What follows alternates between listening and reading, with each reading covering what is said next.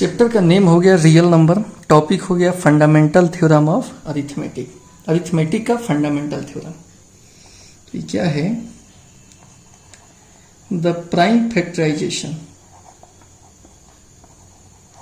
The prime factorization of a natural number is unique except for the order of its factor। ठीक है, prime factorisation जो होता है किसी नेचुरल नंबर का यूनिक होता है, except for the order of its factor. Factor के अगर ऑर्डर को नज़रअंदाज कर दिया जाए, ठीक है, उसको अगर छोड़ दिया जाए, तो प्राइम फैक्टराइजेशन जो नेचुरल नंबर का होता है हमेशा यूनिक होता है। प्राइम फैक्टराइजेशन यानी किसी भी नेचुरल नंबर को, ठीक है, प्राइम फैक्टराइजेशन के फॉर्म में आसानी से हम लिख सकते हैं। यूनिक प्राइम फैक्टराइजेशन के फॉर्म में आराम से हम लिख सकते हैं। जैसे कि एग्जांपल में देखिए 140 है, 140 को डिवाइड कर दीजिए। 140 नेचुरल नंबर है, फैक्टर इसका हम तोड़ रहे हैं, फिर आपका 5 से 5 4 जा 20, फिर 2 से 2। अब इसको हम असेंडिंग या डिसेंडिंग ऑर्डर में इस फैक्टर को लिख दे रहे हैं। मान लो हम असेंडिंग ऑर्डर में ही लिख दिए तो 140 जो हो जाएगा वो कितना होगा? 2 इंटू 2 इंटू 5 इंटू 7। ठीक है, तो यहां पर हो गया 2 का पावर 2 इंटू 5 इंटू 7। तो ये हमारा नेचुरल नंबर है और इस नेचुरल नंबर को प्राइम फैक्टराइजेशन के फॉर्म में हम लिख दिए कि नहीं? यूनिक प्राइम फैक्टराइजेशन के फॉर्म में ये जितना 2 है 5 है 7 है, 2 है 5 है 7 है, यह तीनों प्राइम नंबर है। यूनिक कहने का मतलब हो गया कि पूरे क्लास को अगर दे दे 140 का फैक्टराइजेशन करने के लिए तो सबका आंसर यही आएगा। आगे पीछे यहाँ पे लिख ही दिए हैं कि except for the order of its factor. अगर ऑर्डर को ध्यान में नहीं रखा जाए तो सभी पूरे क्लासरूम का सभी का फैक्टराइजेशन का आंसर इतना ही आएगा, 2 का स्क्वायर इंटू 5 इंटू 7, यानी प्राइम नंबर के पावर के रूप में ही सभी का आंसर आएगा। ठीक, समझ गए? अब यहां देखा जाए एक theorem, let p is a prime number and a is a positive integer. If p divides a square then p divides a। इसका प्रूफ देख लेते हैं। p जो है प्राइम नंबर है, ठीक है, a हमारा है कोई पॉजिटिव इंटीजर है, a हमारा है पॉजिटिव इंटीजर है, a हमारा क्या है? पॉजिटिव इंटीजर है कोई, ठीक है। तो a को हम मान लेते हैं कोई भी पॉजिटिव इंटीजर हो। अभी एक थ्योरम बताए हैं कि कोई भी कंपोजिट नंबर अगर है तो इसको हम प्राइम फैक्टर के प्रोडक्ट के फॉर्म में लिख सकते हैं। तो मान लेते हैं कि a का prime factorization p1 p2 dot dot pn, कुछ ना कुछ प्राइम फैक्टराइजेशन हो जाए। एक टोटल जो है इसको हम लिख भी दे रहे हैं, यह का प्राइम फैक्टराइजेशन है। अब हमको a square, p divides a square लिखा है और ये हमको दिखाना है कि p a को डिवाइड करेगा, यानी p a स्क्वायर को डिवाइड कर रहा है तो वह p a को भी डिवाइड करता है, ये हमको साबित करना है। तो पहले a स्क्वायर देख लीजिए कितना हो जाएगा, सब पे स्क्वायर हो जाएगा, p1 square p2 square pn square हो जाएगा। ठीक है, अब अकॉर्डिंग टू क्वेश्चन, आपका क्वेश्चन ही कह रहा है कि p डिवाइड्स a स्क्वायर को p डिवाइड कर रहा है। p क्या है? p आपका प्राइम नंबर है, p मतलब प्राइम नंबर, प्राइम नंबर इसको डिवाइड कर रहा है, इसका मतलब क्या होगा, p मतलब कौन सी हो गया, prime number, prime number A square को डिवाइड कर रहा है। इसको और आगे अगर हम बढ़ाएं तो इसको हम लिख सकते हैं p डिवाइड्स ए स्क्वायर के बदला में इतना लिख सकते हैं, p1 square, p2 square, pn square, p इस सबको डिवाइड कर रहा है। इसका मतलब यह p इसमें से कोई एक है, p1 p2 से लेकर pn तक में से ही कोई एक है p। तो हम इसलिए लिख सकते हैं p is any one of p1, p2, यहां सब मल्टीप्लीकेशन का साइन है लेकिन यहां कॉमा का है, इसमें से कोई एक है p, तभी तो डिवाइड करेगा। p इसको डिवाइड कर रहा है, अगर पूरा पूरा कट रहा है, डिवाइड करेंगे, p कटेगा कब, जब p1 p2 में से कोई एक p हो तब तो कटेगा। यदि बेस में जो प्राइम नंबर है उसमें से कोई एक किसके बराबर है, p के बराबर है, p is any one of the p1 p2 dot dot pn। इसको और आगे लिखें तो हम ऐसे लिख सकते हैं, p अगर इसमें से कोई एक है इसका मतलब p फैक्टर हुआ, p is a factor of p1 into p2 into dot dot pn। Base में प्राइम है और प्राइम से डिवाइड होगा तभी जब इसमें से कोई एक प्राइम हो, बेस में, इसलिए बेस यहां लिखे। तो p फैक्टर हो गया p1 into p2 into dot dot pn। इसको और आगे लिखेंगे तो p is a factor of, ई जो गुना में लिखा हुआ है इसका वैल्यू किसके बराबर है, ए के। p किसका फैक्टर हो गया, ए का फैक्टर हो गया, ठीक है। तो इसलिए हम कह सकते हैं p अगर a का फैक्टर है, p अगर a का फैक्टर है तो यह p जो है डिवाइड हो जाएगा किससे, a से। अगर p a का फैक्टर है तो क्या लिख सकते हैं, p डिवाइड्स a। इसका मतलब p a को क्या करेगा, डिवाइड करेगा। ये बात यहां प्रूफ हो गया। तो सेकंड टॉपिक हो गया HCF by prime factorization method. Prime factorization method से HCF कैसे हम लोग निकालते हैं। तो HCF क्या होता है, HCF हो जाएगा product of the smallest power of each common prime factor. जो कॉमन प्राइम फैक्टर होगा, प्रत्येक कॉमन प्राइम फैक्टर का जो स्मॉलेस्ट पावर है उसका गुणनफल, वही हमारा HCF देगा इन नंबर्स, इन गिवन नंबर्स लिख दो। दिए गए संख्या का प्राइम फैक्टर का सभी कॉमन प्राइम फैक्टर का स्मॉलेस्ट पावर का गुणनफल जो होगा वही HCF हो जाएगा। जैसे यहाँ एक एग्जांपल से बात आपको समझ में आएगा। जैसे कहते हैं कि find HCF of 90 and 144 by the prime factorization method. HCF निकालना है 90 और 144 का प्राइम फैक्टराइजेशन मेथड से। इसको हम कैसे बनाएंगे, सबसे पहले जो 90 है इसको हम फैक्टराइज करके लिख लेंगे, ठीक है।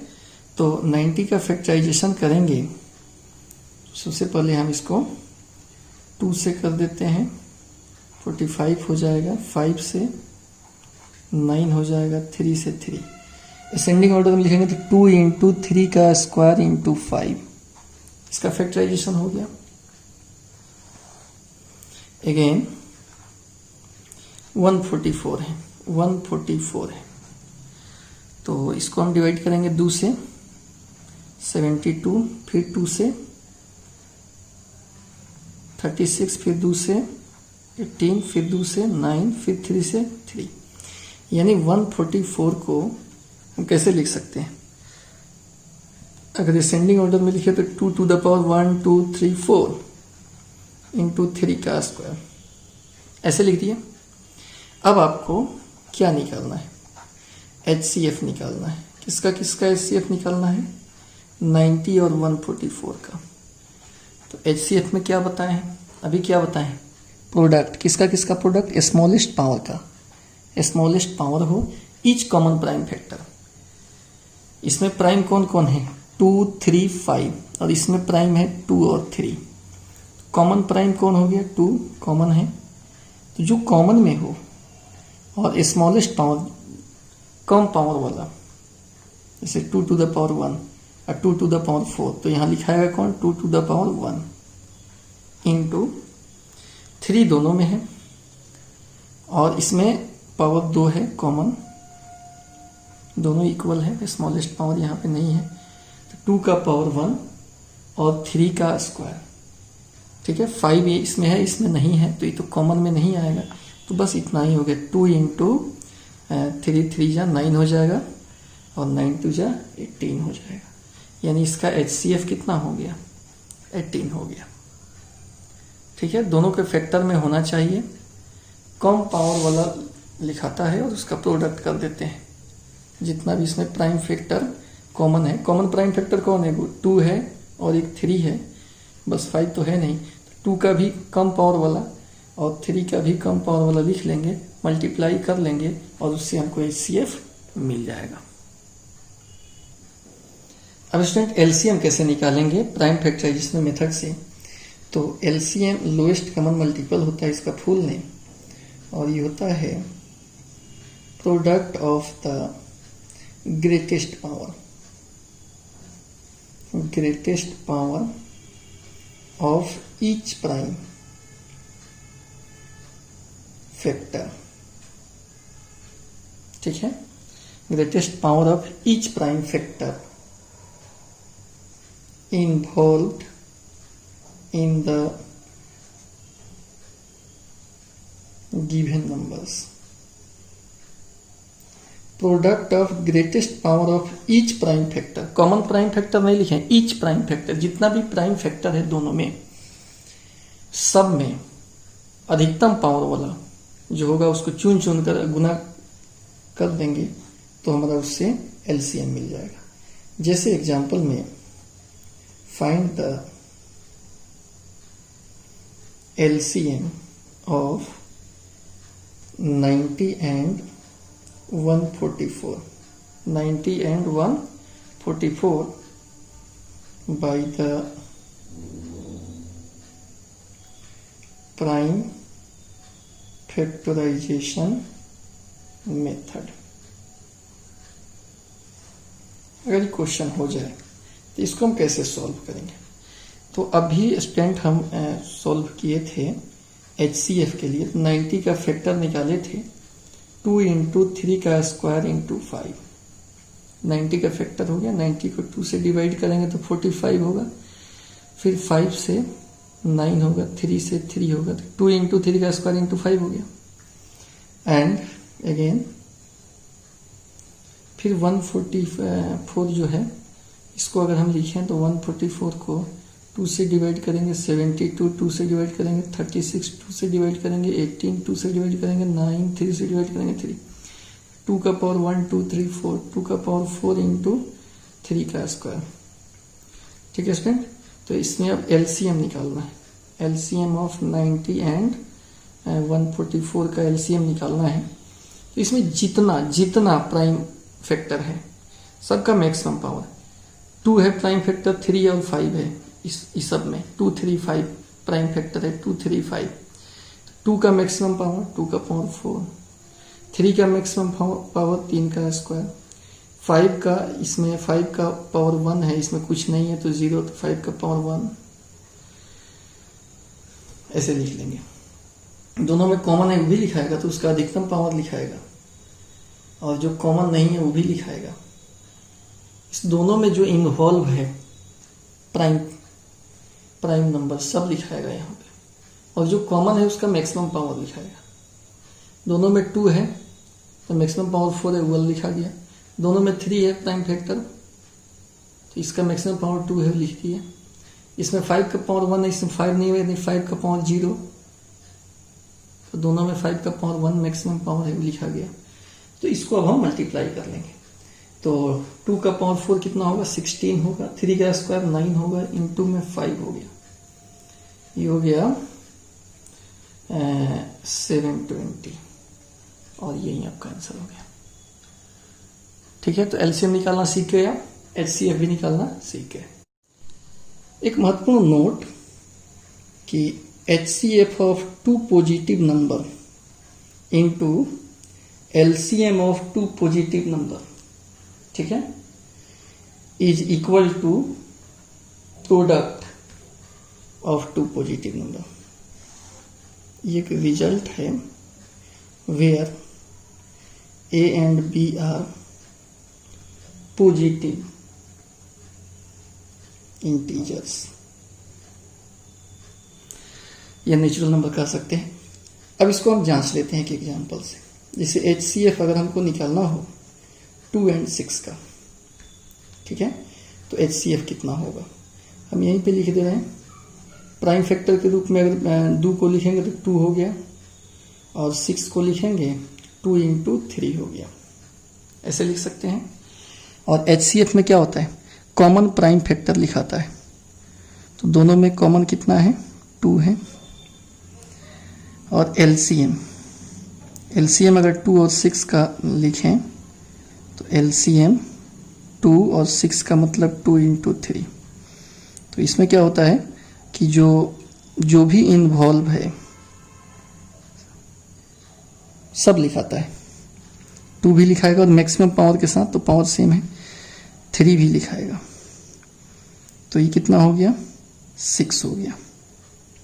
So now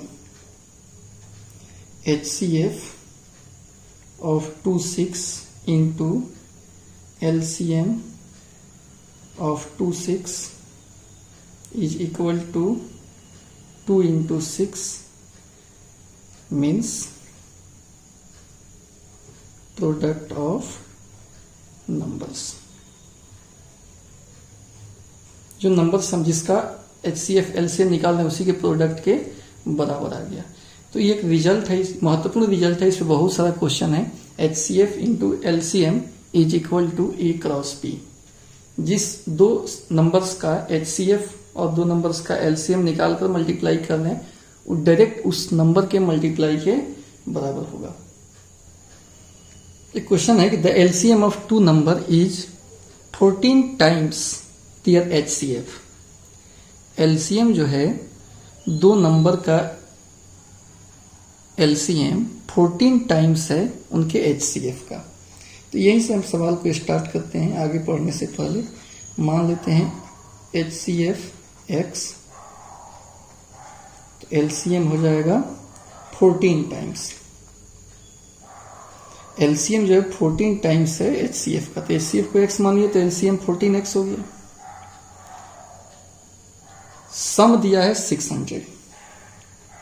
according to question x + 14x is equal to 600, ये हो जाएगा 15x is equal to 600।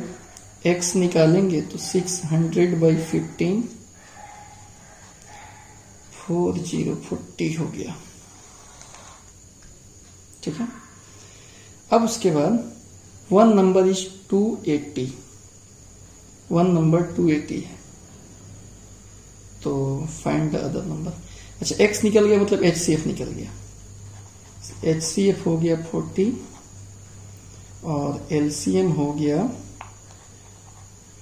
14x है, दैट मीन्स 14 इंटू 40 560। अब जो अभी रिलेशन हम लोग पढ़े हैं, चूंकि वन नंबर 280 दिया हुआ है, वन नंबर इंटू